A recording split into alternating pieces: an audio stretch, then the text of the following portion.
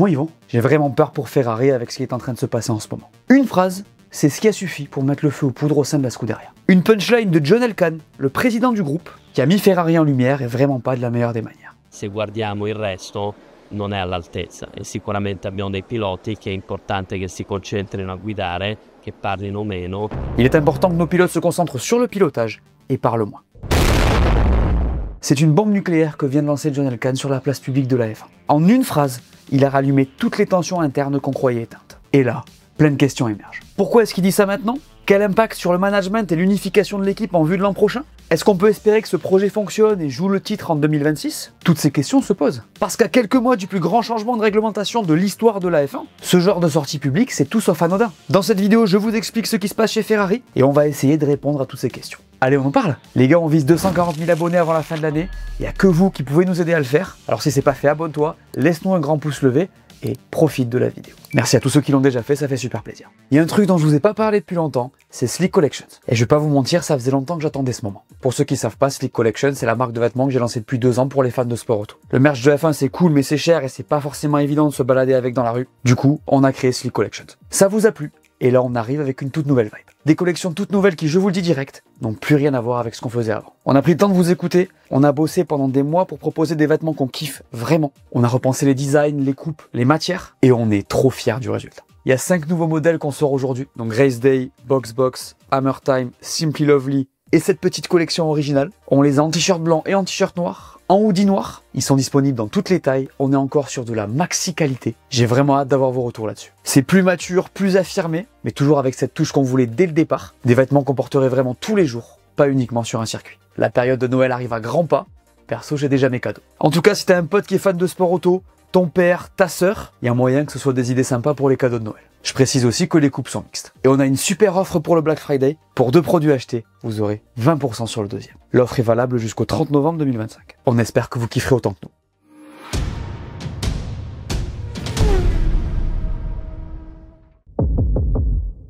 D'abord, que se passe-t-il chez Ferrari? On va poser un peu de contexte pour que vous compreniez bien ce qui se passe chez les Rouges. Avant de parler de la déclat du président de la marque, il faut souligner que le week-end dernier, il s'est passé 2 choses. La première, c'est ça, le double DNF de Ferrari à Sao Paulo. Hamilton abandonne à cause de dégâts sur sa voiture et Leclerc souffre de l'incident du restart avec Piastri et Antonelli. Ça, vous êtes tous au courant, mon débrief ici. Et donc, ça, le sacre de Ferrari en WEC, qui est devenu champion du monde d'endurance pour la première fois depuis 53 ans. Elle rafle les 2 championnats, avec d'ailleurs ses 3 équipages aux 3 premières places du classement. Un triplé historique, après avoir aussi remporté le monde 3 années de suite. Autrement dit, le mythe Ferrari, ailleurs, il fonctionne toujours. La comparaison, elle fait mal pour l'équipe de F1, mais évidemment, il n'y a pas que ça. Parce que là, je vous parle de Sao Paulo, mais cette déclat, elle arrive au terme d'une saison qui est terrible pour Ferrari. P4 au championnat, même si elle joue encore mathématiquement la P2, après soyons honnêtes, ça sent pas bon. Un résultat qui, s'il tient, sera l'une des pires saisons de l'histoire de Ferrari. Aucune victoire, une seule pole position, 7 podiums, tous réalisés par Charles Leclerc, 3 week-ends sans le moindre point. C'est chaud et en vrai c'est pas normal quand on parle de Ferrari. Surtout après l'arrivée de Lewis Hamilton, censé incarner le grand changement. Surtout quand t'as un patron comme Fred Vasseur, en place depuis bientôt 3 saisons, et qu'on nous avait vendu un projet solide sur le long terme. Je ne suis pas du tout en train de lui jeter la pierre, vous allez comprendre ce que je dis plus tard dans la vidéo.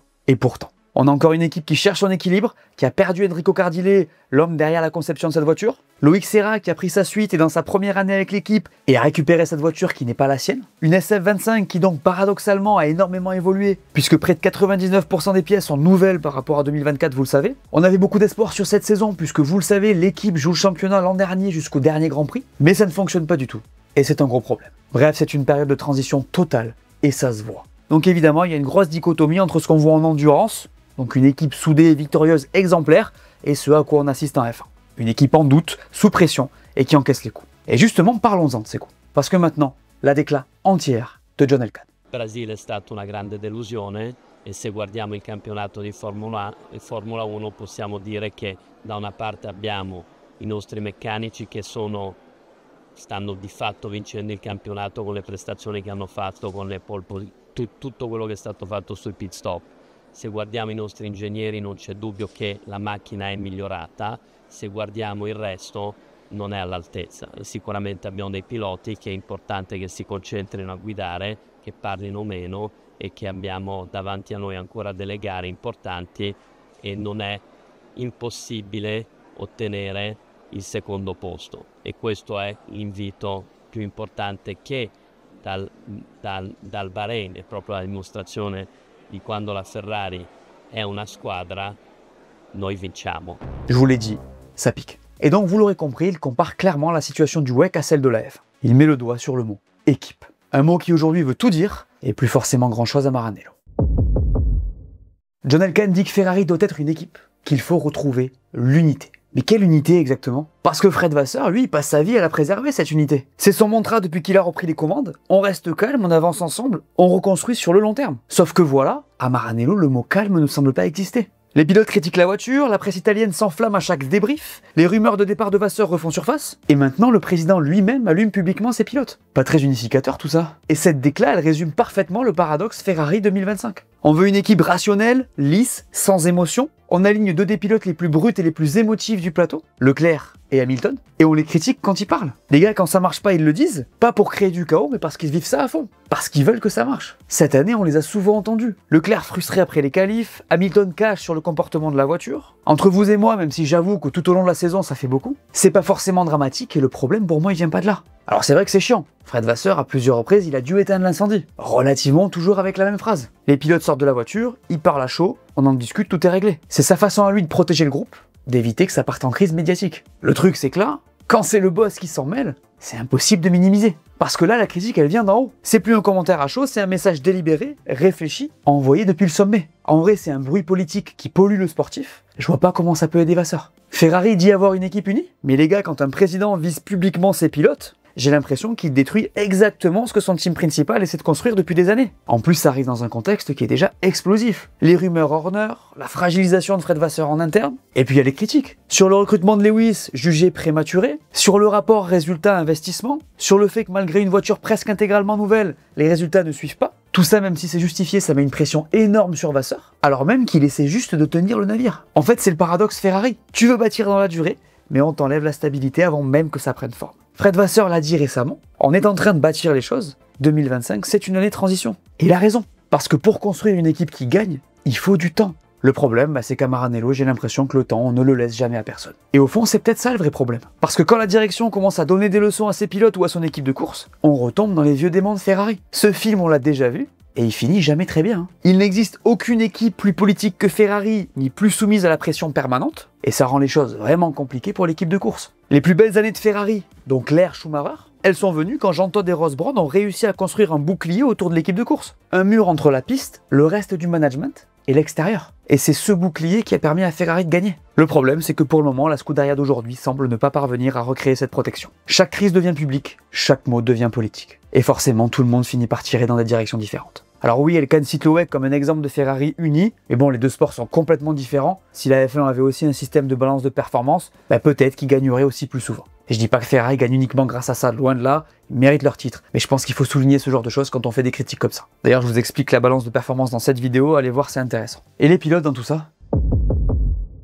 Et forcément, au milieu de tout ça, il y a ce qu'on monte du doigt, les pilotes. Parce que quand on lit la déclat d'Elkann, on pourrait se dire que le problème il vient d'eux, puisqu'ils devraient parler moins et plus se concentrer sur leur pilotage. Mais franchement les gars, est-ce que c'est vraiment eux le souci? Prenons Charles Leclerc par exemple. Le mec donne tout pour Ferrari depuis 2019, c'est le visage de l'équipe, son symbole, son espoir. Aujourd'hui, il est littéralement en train de leur offrir les meilleures années de sa carrière. 7 podiums cette saison, c'est un miracle, et sans l'accrochage Piastri-Antonelli, il y en a un 8e. Sans lui, il y a 0 podium. Face à Lewis Hamilton qui lui ne peut pas faire mieux, parce que la voiture ne suit pas, parce qu'elle traîne des faiblesses structurelles, notamment sur les bosses, avec la hauteur de caisse et des réglages à la limite. Aussi parce que l'intégration dans cette équipe est extrêmement complexe, ce qui est compréhensible après 12 ans chez Mercedes. Le mec, donc Charles, continue à sauver les meubles comme jamais, à défendre l'équipe devant les caméras, à répéter qu'ils progressent, qu'ils y croient, qu'ils vont finir par y arriver. Il reste performant, il se qualifie dans le top 3 lors des 3 derniers Grands Prix. Le mec tire tout ce qu'il peut d'une voiture qui n'a clairement pas le niveau pour jouer la victoire. Honnêtement, pour moi, si Ferrari lui donne une machine capable de gagner, il le fait. On l'a vu en 2024, dès qu'il a une voiture compétitive,